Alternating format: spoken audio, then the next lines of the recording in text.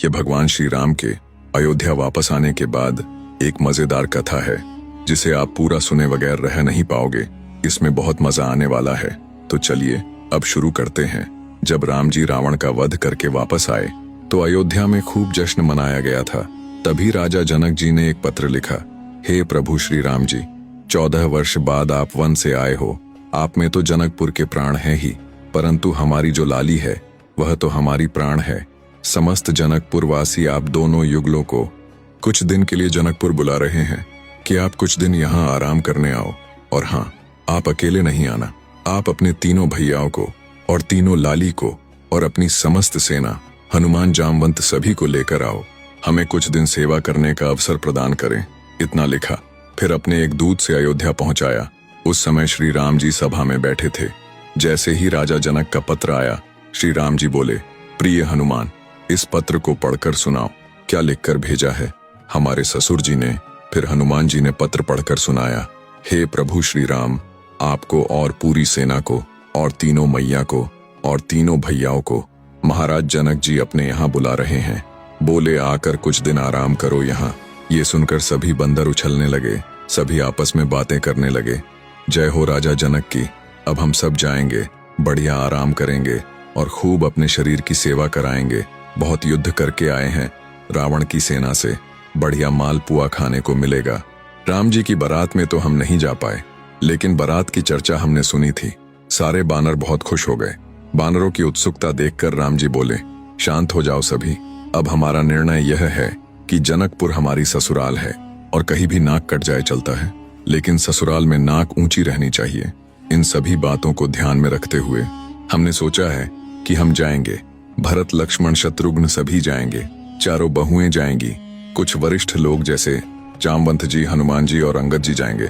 बाकी सभी बानरों से निवेदन है कि आप सभी यही सरयू नदी के तट पर रहो, यही खेलो, आप लोग नहीं चलो। ये सुन वानर सभी उदास हो गए। बोले हम क्यों नहीं चले।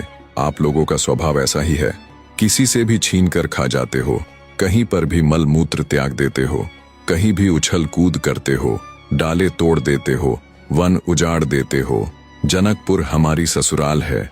अगर हमारे सामने किसी ने कह दिया कि देखो वो वन वानरों ने उजाड़ दिया, बोलेंगे वानर किसके हैं, सभी कहेंगे राम जी के। हमें तो फिर बहुत बुरा लगेगा, लेकिन आप लोगों का यही स्वभाव है। और यहाँ अयोध्या में कितना भी करो, यहाँ तो अपने ही लोग हैं, सुधार भी देंगे। वो ससुराल है, वहां संकोच हो जाएगा। बानर सभी नीचे मुंह करके बैठ गए। राम जी तो अपनी घोषणा करके चले गए। जामवंत और हनुमान जी बोले, क्यों भाई, क्या हो गया, आप लोग इतने उदास क्यों हो गए। बानर बोले, जब रावण से मरवाना था तो हमको ले गए, और जहां फल फूल मिलेंगे, मेवा खाने को मिलेगा, भरपूर सेवा होगी, तो हमें छोड़कर जा रहे हैं, इसलिए हम सभी उदास हैं। हमें भी जाने की बहुत इच्छा है।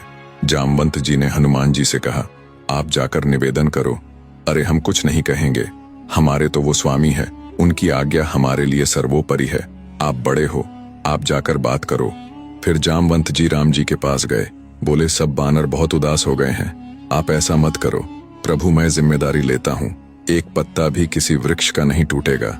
आपके ससुराल की एक भी चीज यहाँ से वहां नहीं होगी, इसकी हमारी गारंटी है। राम जी बोले, देखो 100, 200, 300 बंदर नहीं है, करोड़ों बंदर हैं, आप किस किस को संभालोगे। प्रभु, वो हमारी जिम्मेदारी है। मैं वचन देता हूँ, आपकी ससुराल में एक बात भी ऐसी नहीं होगी जिससे आपको संकोच हो।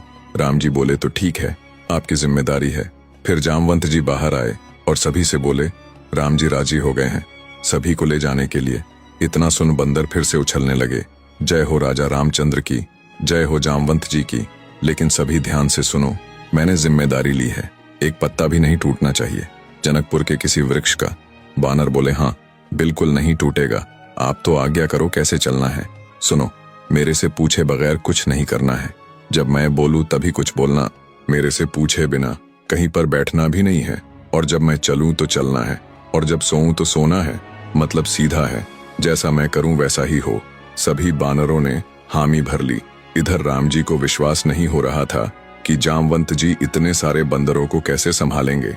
उन्होंने कहा, जामवंत जी, हमें एक बार साबित करके दिखाओ कि सभी बानर आपकी बात मानेंगे। ठीक है प्रभु। जामवंत जी बाहर आकर एक जगह खड़े हो गए तो सभी बंदर उनके पीछे खड़े हो गए।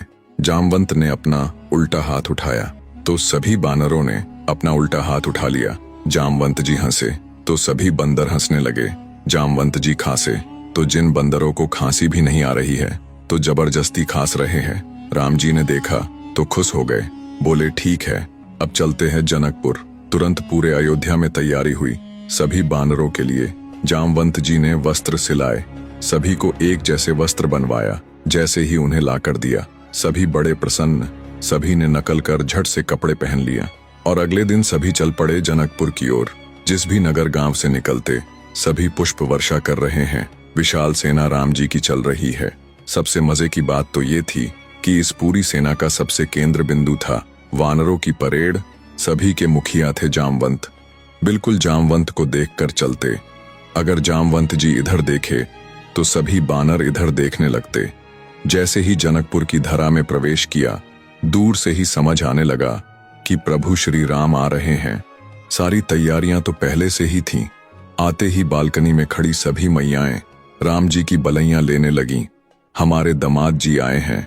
जैसे ही पूरे जनकपुर में वानरों ने प्रवेश किया, वानरों को देख उनकी ऐसी प्रशंसा, सभी बानर एक जैसे दिखे। जनकपुर की नारियां आरती की थाल लेकर सभी की आरती कर रही है, लेकिन बानर एक बार भी उनकी तरफ नहीं देखें। सभी जानते थे जामवंत जी सीधे जा रहे हैं, हमें भी सीधे चलना है। श्री राम जानकी सहित सभी का स्वागत हुआ। सभी को बैठाया गया। जनक जी सभी को देख आनंदित हो गए, बोले प्रभु पूरे जनकपुर में चर्चा है, आपके वानरों की ऐसी सेना है, यही वानर ही है जो रावण की सेना को मार सकते हैं। इतने शिष्टाचार, इतने गंभीर। देखो इतनी बड़ी सभा में करोड़ों बानर बैठे हैं। दूर बैठे जामवंत जी सिर हिलाए तो सभी सिर हिलाए। सभी बहुत दूर से चलकर आए हों।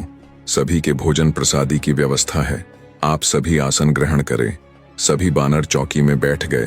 पहली बार बानर चौकी में बैठकर खा रहे हैं।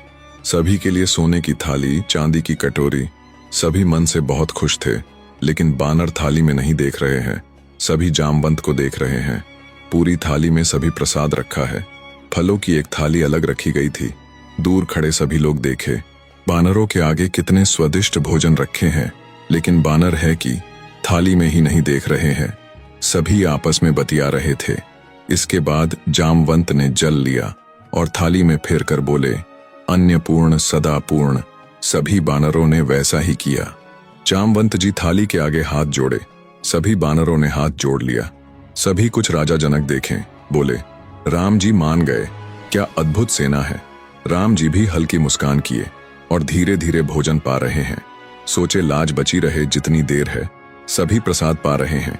जैसे जामवंत खा रहे हैं वैसे ही वानर खा रहे हैं।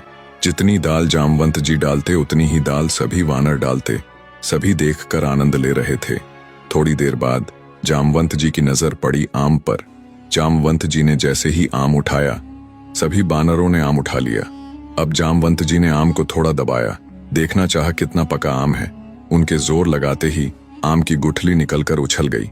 अब सभी बंदर आम दबाए पड़े हैं, पूरी जोर लगाकर दबा रहे हैं।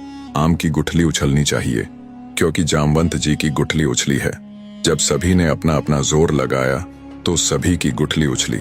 इधर जामवंत जी सोचे, इन हाथों से मेघनाथ नहीं निकल पाया, इन हाथों से रावण नहीं निकल पाया। एक छोटी सी गुठली निकलकर भाग गई। अब जामवंत जैसे ही उठे गुठली उठाने को, बानरों ने सोचा हमें भी ऐसे ही उठानी है। सभी एक दूसरे को झपट्टा मारे, कहीं कड़ी उछाल रहे हैं, कहीं टेबल के नीचे से गुठली ढूंढ रहे हैं, ब्रेंच इधर उधर कर रहे हैं। जनकपुर की जो सभा स्वर्ण मंडित थी, चांदी से मंडित थी, आज इन बानरों के कारण खीर सब्जी पूड़ी से मंडित हो गई। कड़ी सब्जी उझाल उझाल कर पूरी सभा का लेपन कर दिया। ये सब देख राम जी नीचे मुंह किए बैठ गए। सभी बानरों को खुली छूट मिल गई, एक दूसरे की थाली से ले लेकर भागे। दो चार बानर तो जनक जी की थाली से लेकर भाग गए। जनक जी ये सब देखते ही रह गए। फिर जनक जी ने राम जी की ओर देखा। जनक जी समझ गए कि ये पूरी तैयारी थी, सीधे सीधे चलना है, सीधे सीधे खाना है, नहीं बानर अपना स्वभाव कैसे छोड़े। जनक जी ने राम जी को देखा और जाकर उन्हें गले लगाया। बोले, हम बिल्कुल अप्रसन्न नहीं हैं। हमें बहुत अच्छा लगा कि आज जनकपुर में इतने दिनों बाद ऐसा आनंद हुआ है। इतना सुन राम जी को भी थोड़ी शांति मिली। उन्होंने तिरछी नजर से जामवंत जी को देखा, जो अभी भी हाथ में आम की गुठली लिए खड़े थे। गुठली फेंक कर हाथ जोड़ लिया।